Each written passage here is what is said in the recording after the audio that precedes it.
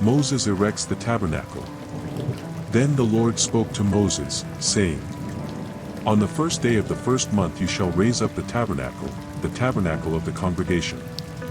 And you shall put in it the ark of the testimony, and cover it with the veil. You will set the table and put it in order. You will also bring in the lampstand and light its lamps.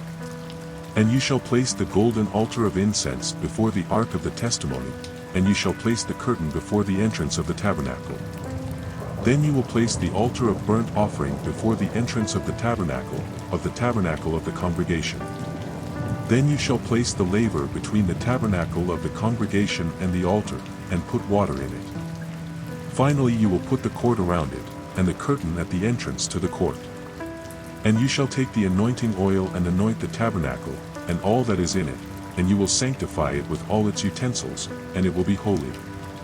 You will also anoint the altar of burnt offering and all its utensils, and you shall sanctify the altar, and it shall be a most holy altar. You shall also anoint the fountain and its base, and sanctify it. And you shall bring Aaron and his sons to the door of the tabernacle of the congregation, and you shall wash them with water. And you shall put on Aaron the sacred garments, and you shall anoint him, and consecrate him, to be my priest. Then you will bring his sons near, and you will put on their tunics. And you will anoint them, as you anointed their father, and they will be my priests, and their anointing will serve as a perpetual priesthood to their generations. And Moses did according to all that the Lord commanded him, so he did. So on the first day of the first month, in the second year, the tabernacle was erected. Moses set up the tabernacle, set up its sockets, set up its boards, set up its bars, and set up its pillars. He pitched the tent over the tabernacle, and put the covering over it, as the Lord had commanded Moses. And he took the testimony and put it into the ark, and placed the staves in the ark, and the mercy seat on top of the ark. Then he brought the ark into the tabernacle, and spread the veil, and hid the ark of the testimony, as the Lord had commanded Moses. He set the table in the tabernacle of the congregation, on the north side of the curtain, outside the veil. And on it he arranged the loaves before the Lord, as the Lord had commanded Moses. He put the lampstand in the tabernacle of the congregation, in front of the table, on the south side of the curtain. And he lit the lamps before the Lord, as the Lord had commanded Moses. He also set the golden altar in the tabernacle of the congregation, before the veil. And he burned sweet incense on it, as the Lord had commanded Moses.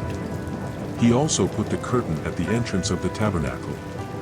And he placed the altar of burnt offering at the entrance of the tabernacle of the congregation, and sacrificed burnt offering and offering on it, as the Lord had commanded Moses. And he placed the laver between the tabernacle of the congregation and the altar, and put water in it for washing. And Moses and Aaron and their sons washed their hands and their feet in it.